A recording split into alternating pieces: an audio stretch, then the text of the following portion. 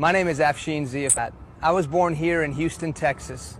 When I was 2 years old, my family moved back to Iran, where my parents are from. In the late 70s, an Islamic revolution hit that country, and we moved back to Houston when I was in the middle of first grade. I didn't speak English, I spoke Farsi, the language of Iran. And God, in His incredible plan, provided for me a Christian lady, a tutor, who would teach me the English language every day after school by reading me books. In the second grade, she came up to me and said, Afshin, I've been reading you all these books, but now I'm going to hand you the most important book you'll ever read in your life. And she handed me a small New Testament Bible.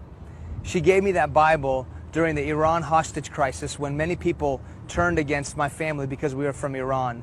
But I'm so thankful that this one lady decided to look beyond the divisions of race and culture and class and pour herself into my life. I grew up in a Muslim family being taught the 5 pillars of faith of Islam and that Jesus Christ is just a prophet. My senior year in high school, I became curious with the person of Christ, and I found that Bible sitting at the bottom of my closet waiting for me after 10 years. I began reading that Bible and came face to face with the love of Christ, and eventually I would give my life to following Him.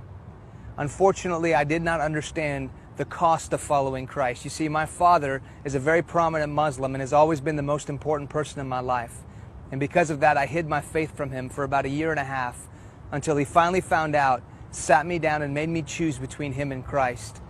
Everything in me wanted to choose Islam and choose my father. My flesh wanted to choose my father and not lose my dad. But God gave me the strength to look at my dad and say, Dad, if I have to choose between my earthly father and my heavenly father, then I choose my heavenly father. I choose Jesus.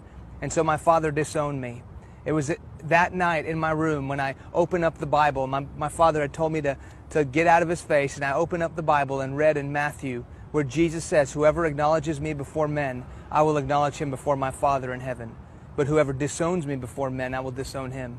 Where Jesus says, I didn't come to bring peace but a sword, for I have come to turn a man against his father, a daughter against her mother. A man's enemies will be the members of his own household. Anyone who loves his father or mother more than me is not worthy of me.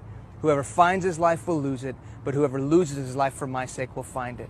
And that's when I first understood what it means to be a Christ follower. Through the years, I've regained my relationship with my dad, and then only to see it go bad again when I decided to follow God into full-time ministry. But my God has been faithful every step of the way. My story is not about a testimony about a man's faithfulness to God, but rather God's faithfulness to a man. Today, my relationship with my father is restored, but even greater than that, now God has given me a nationwide and even a worldwide speaking ministry where I travel around, share the gospel, share my story, and see even Muslims give their faith to Christ through my story and through my message. And the only reason that is possible is because God had a plan for my life. Remember, He says, if you want to hold your life, you lose it, but if you lose your life for my sake, we'll find it. And I challenge you to lose your life. Lay your life down.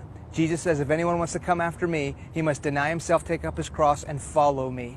And I found that when I've lost my life, that the life that Jesus has given me today, I would not trade for anything that I could have had following the path that my Father had for me. I pray that you would follow Christ and count the cost.